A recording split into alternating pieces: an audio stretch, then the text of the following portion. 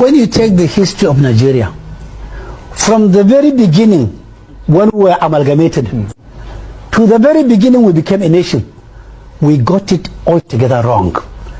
You bring in people of different culture, different beliefs, different socialization, different milieu, different outlooks, merge them together by force to form a nation.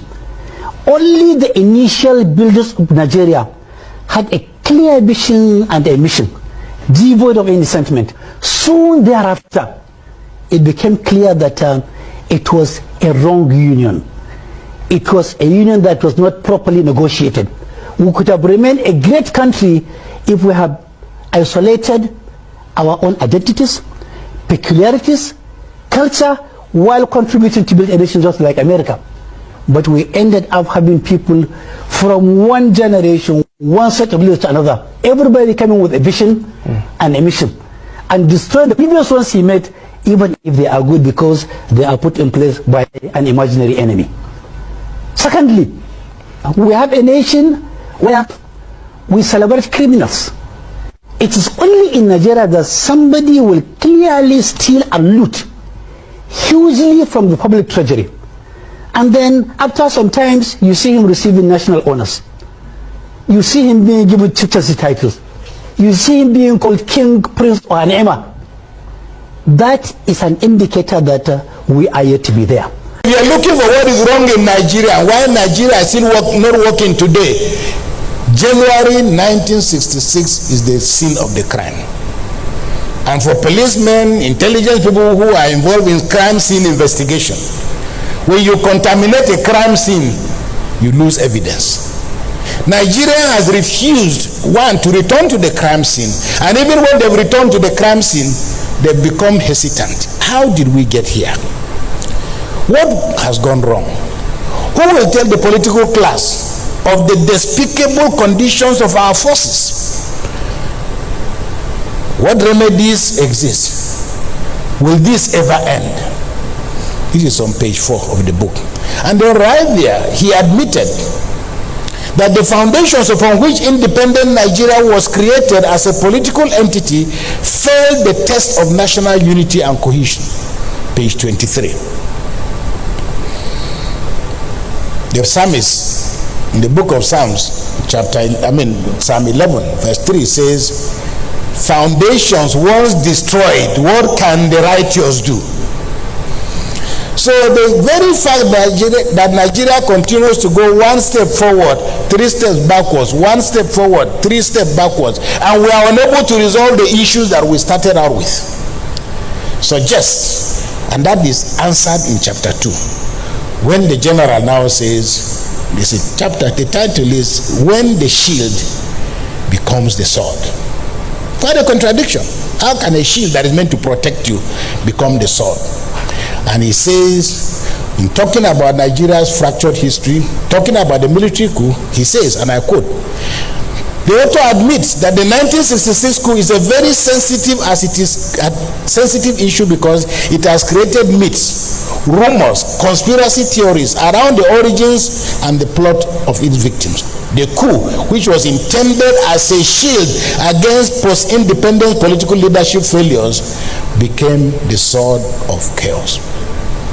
So if you are looking for what is wrong in Nigeria, why Nigeria is still not working today, January 1966 is the scene of the crime. Boko Haram says their name is Jama'atu Ali Sunnah Leader Awati Wal Jihad. That is their name. We are calling them Boko Haram, but they have told you this is their name. And the English translation is that people committed to the prophet's teachings for the propagation of jihad. That's what is in their blood. So no matter how many bullets you shoot them with, and I will come to that point, they have told you this is what they are committed to. And in fairness to all of us, including those of us who are in this room, is there any Muslim who will say is not committed to the teachings of the Holy Prophet? The challenge is what context of preaching. As long as Leah Sharibu is unaccounted for, as long as any of the abducted children in Nigeria is unaccounted for, every child that is unaccounted for is a scar on the face of Nigeria. if you didn't understand, if Boko Haram is fighting a jihad, you are saying Lafi Adole, Boko Haram is saying Mutu Adole. That's the reality. You are fighting hoping to go back home. Boko Haram people are fighting a jihad, and they have been told the number of virgins that are waiting for them in paradise. So they are waiting to die. So Islamism threatens to destroy the foundations of Islam as a sacred religion. And we must collectively insist, because this is where Boko Haram started from. The Egyptians dealt with Islamism when he reared its ugly head. The people of Algeria in 1993 dealt with Islamism when it raised its ugly head. There are so many of us, there are Boko Haram sympathizers, they are not immediately available to us. But we know that there are people with fat bank accounts who are funding them. Maybe there was a time it didn't matter.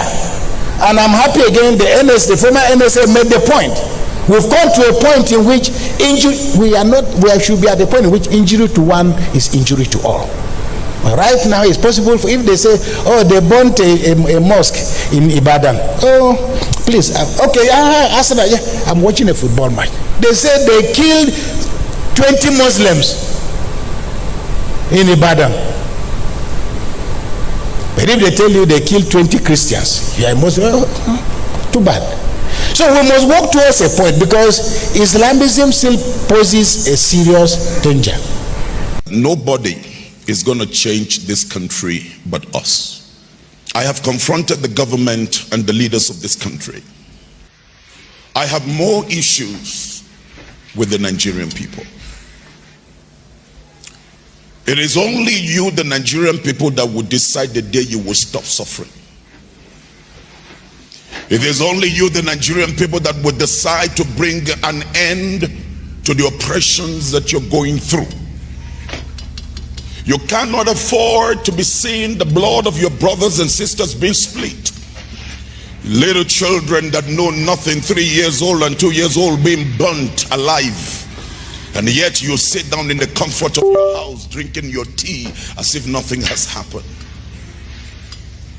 I challenge our religious institutions that these politicians, and most of them that are third-class brains, they cannot continue to manipulate you that are first-class brains.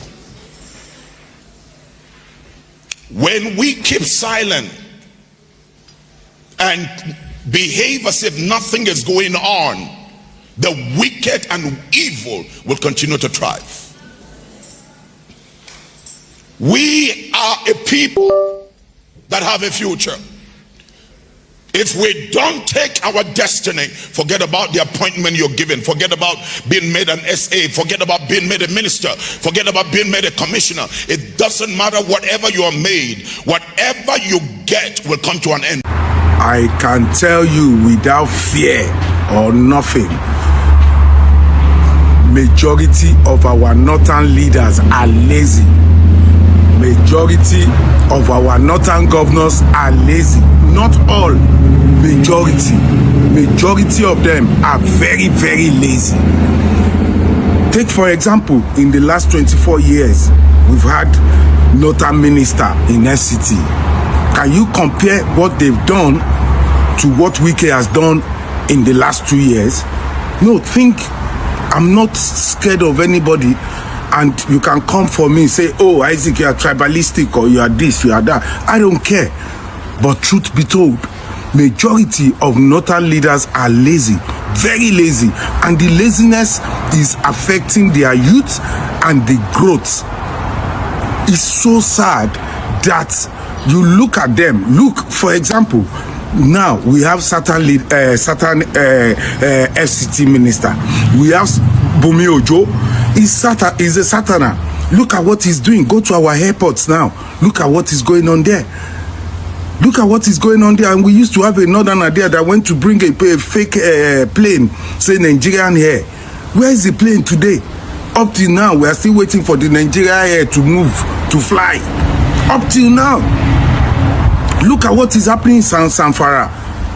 Imagine Wike as Sanfara governor. Is it possible for them to be stealing his gold and we'll be watching them? Majority of northern governors, northern ministers, majority of them are lazy. I'm saying this without, I don't care what you think of me. I don't care in the comment section what you say.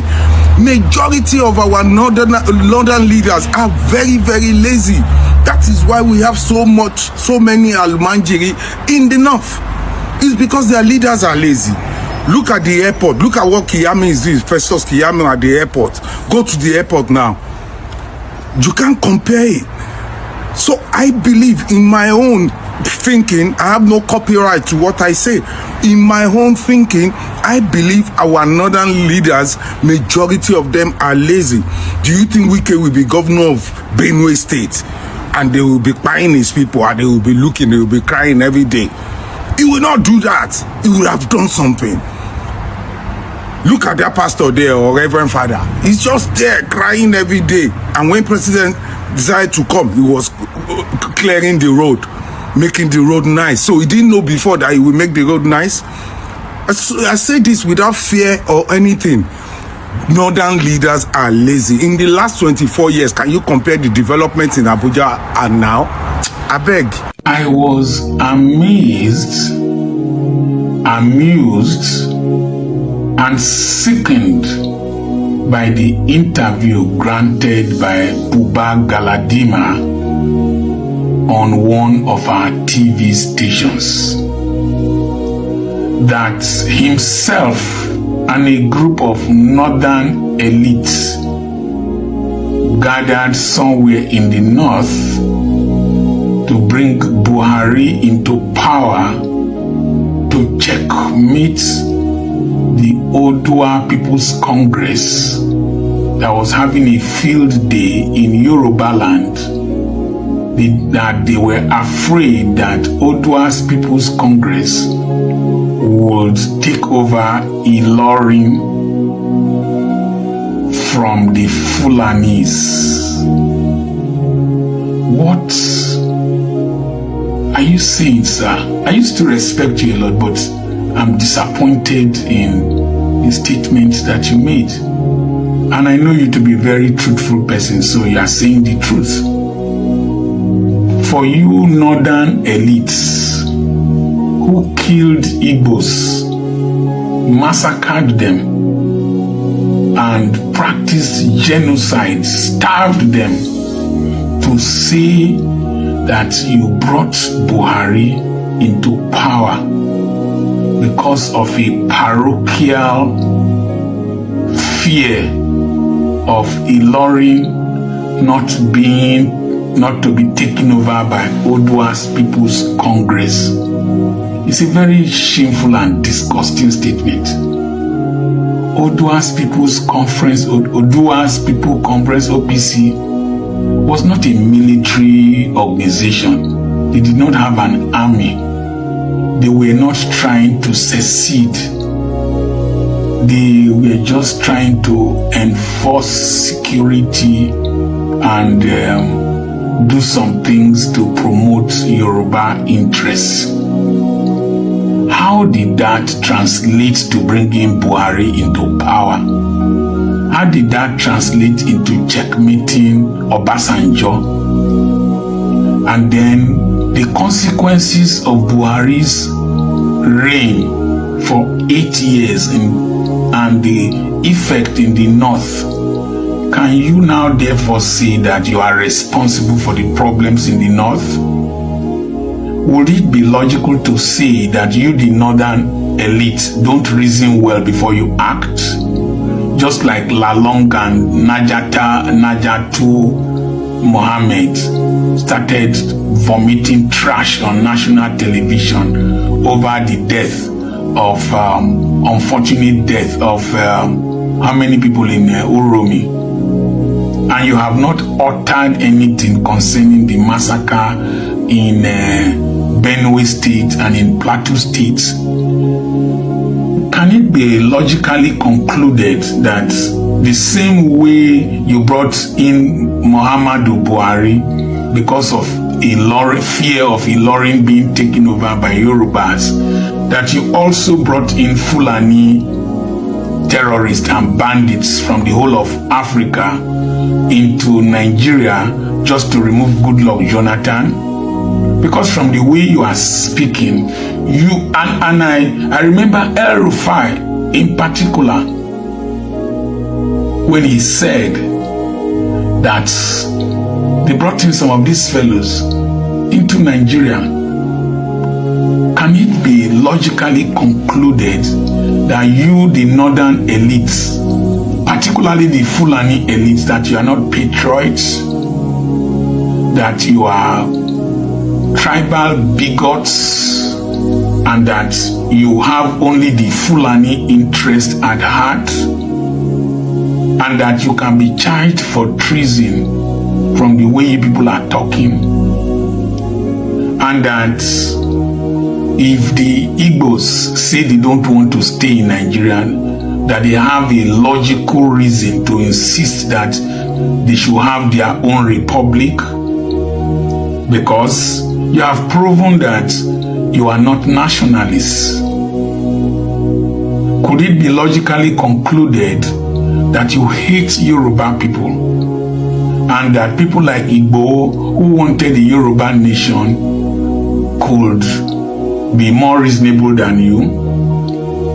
I'm always amazed at the way the northern elites reason. They don't think long term, they only think short term most times. And so you brought in Fulani bandits, and they are ravaging the north.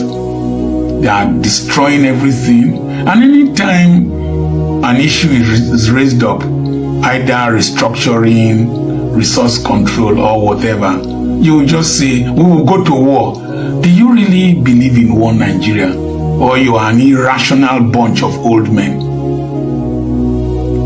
Somebody like Gumi will just come out and make outrageous statements. There was one time somebody came out and made an outrageous statement that Goodluck Jonathan was practicing ethnic cleansing because he was dealing with Boko Haram.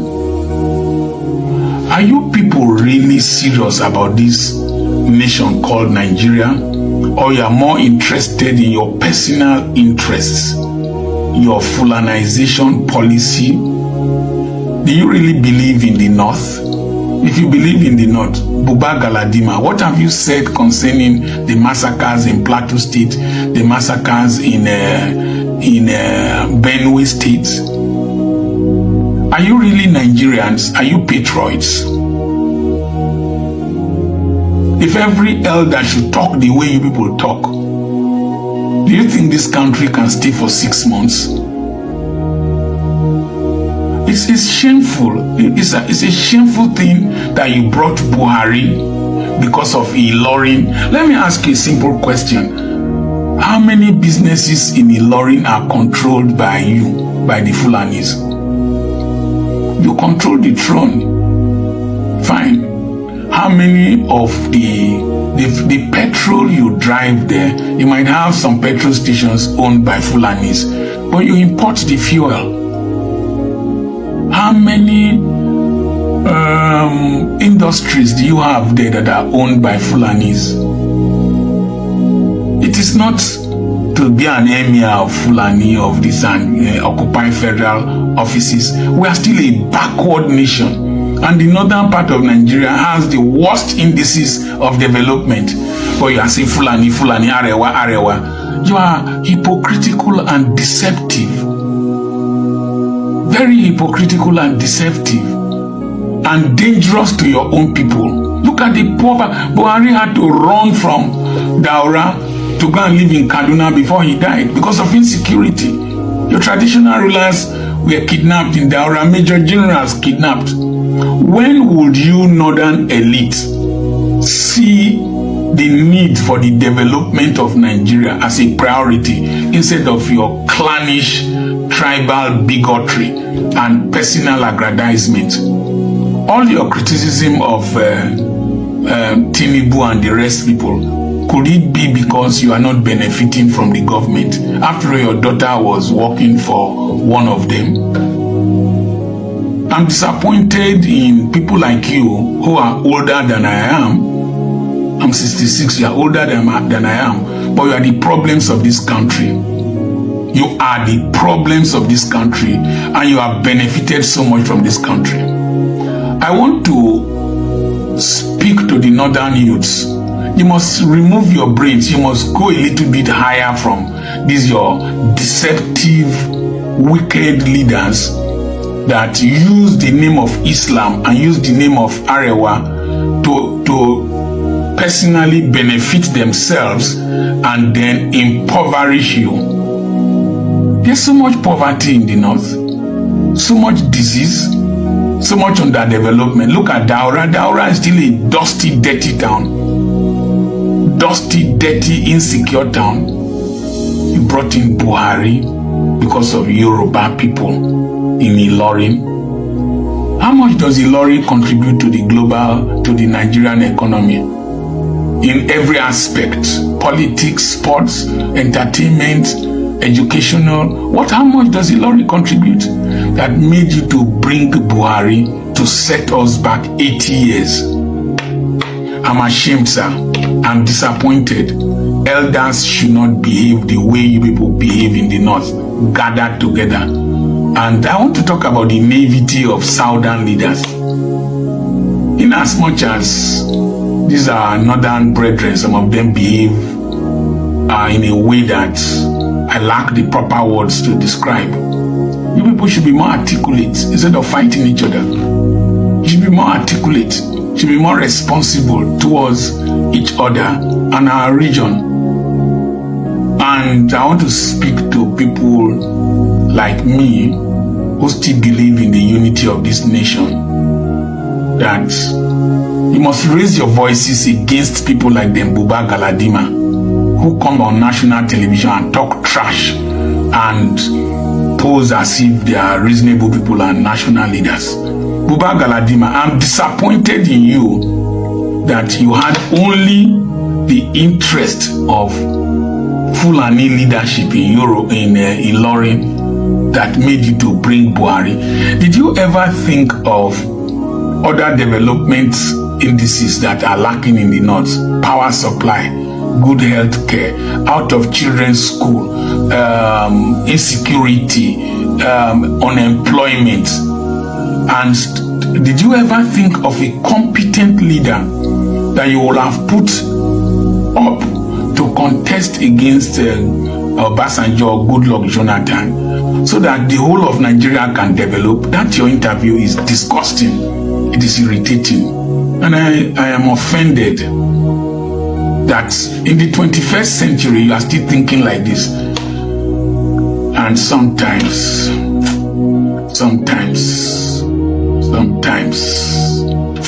I'll restrain myself from not saying what I want to say. But I remain Dr. Charles Apoki, and I love this country. I love the unity of this country because Nigeria has done a lot for me. But people like you are a problem that we must. The reason why Nigeria is still underdeveloped and stagnated today is as a result of these northern people. These people are totally, their religious level is on a different, they are fanatics, and their religious level is different from an average southerner, and they are not supposed to live together, because while the southerner thinks about development, their own attachment is with religion, and these people cannot work together. There is no way we can work together to achieve one singular aim and objective. And this is the reason why I keep on saying that it's better we go back to regional government or divide this country so that everybody can go their separate ways. Look at the insecurity going on in this country. Look at everything that has fashioned against the progress of this country. They all come from the northern part of this country. They all come from the northern region. Why is it like that? Are they the only parts? Are they the only people who are in this country? No. But for the singular fact that their over attachment with religion is on a different level, they are too religious and they are extreme fanatics and jihadists, there is no way you can change this. and until Nigeria divides, until everybody goes their separate way, until this is resolved, until we go back to the foundation to tackle this issue and to sit on a round table to talk about our unity, or to talk about dividing this country or resolving this problem so that everybody can be on their own, there is no way we can make a headway. Can you drop what you think in the comment section? And if today is your first time to visit our channel, please can you like, share and subscribe to our channel.